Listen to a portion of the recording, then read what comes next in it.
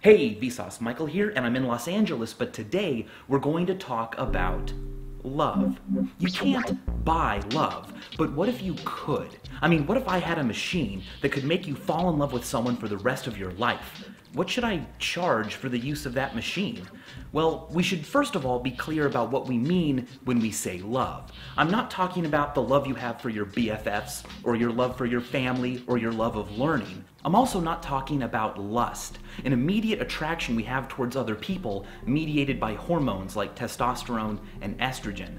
I'm talking about what happens later when you begin to associate an immediate reward with one other person, what we call passionate love. This is what you see in new couples where they want to be with each other and they're almost obsessed with each other. Well, psychologists have a really great term for that kind of love. They call it limerence. That's right.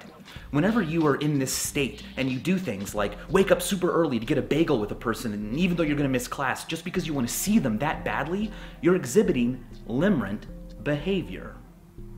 Okay, that sounds great, but if I want to sell love, I'm going to have to find a way to measure it, and it turns out to be quite a difficult task.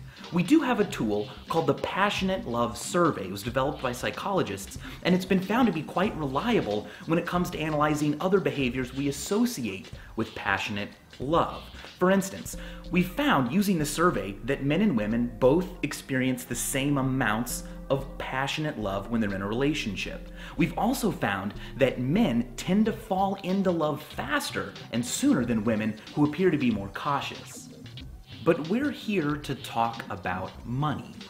Interestingly, a UK study once looked at people who heard that someone else loved them. They heard the phrase, "I love you," for the first time.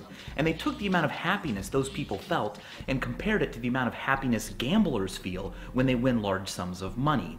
Their conclusion that hearing that someone loves you for the first time is the equivalent happiness level of receiving $267,000. But when you go beyond passionate love to committed long-term love, there's all kinds of practical benefits marriage brings. In fact, it's been estimated that tax breaks and healthcare costs altogether mean that being married is the equivalent of receiving an extra $100,000 a year. Now, we have a lot of ways of visualizing the effect having money has on a person. For instance, we know that in wealthier countries, people report feeling respect more often. They also report eating tastier foods, for instance. But here's what's really awesome. Take a look at the graph of wealth against love.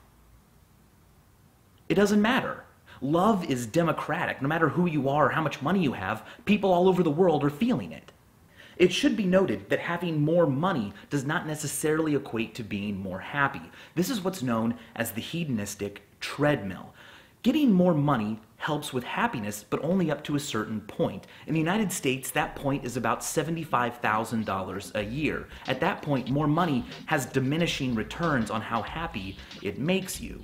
Another thing that correlates to having more money, more wealth, is living longer, having a larger life expectancy. But you know what else correlates to living longer? Love.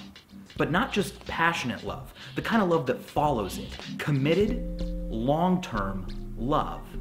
In fact, people who form lifelong pair bonds with another person live on average 15% longer.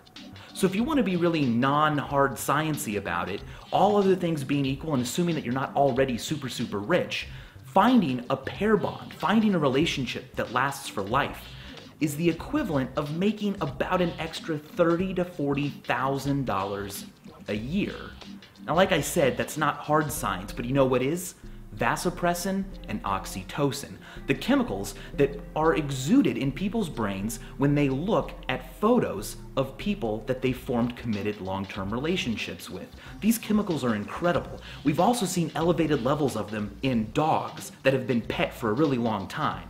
And we also know that couples who receive high levels of these chemicals resolve conflicts faster. And people who struggle to produce these chemicals in their brain have a similar struggle when it comes to forming long-term relationships.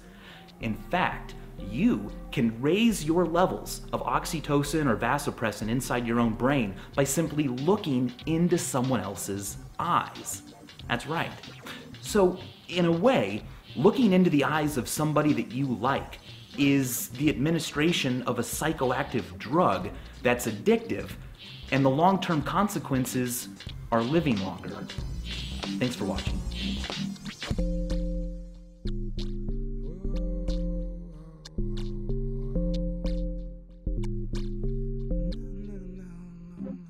Thank you.